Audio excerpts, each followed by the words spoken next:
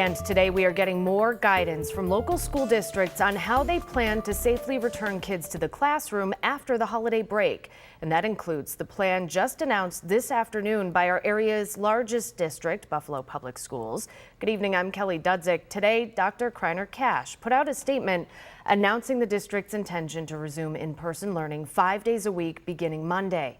Students are told to get in the habit of bringing your computer or other school devices to and from school every day, as the Omicron variant could possibly lead to remote learning if necessary for safety.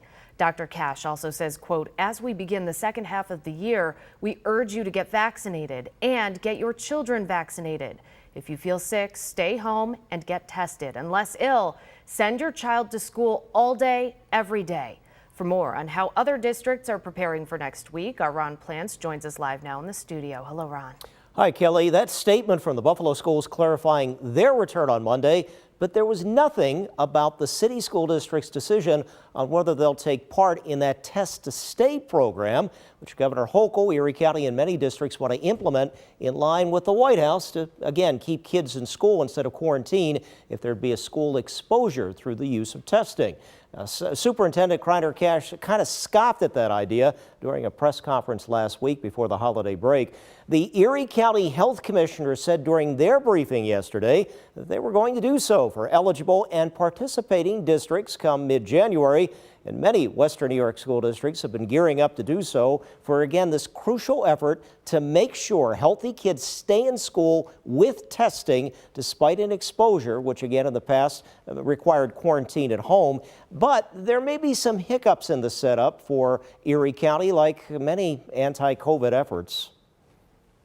We're still working with the county executive's office to refine the start date for test to stay. There was some comment about mid-January.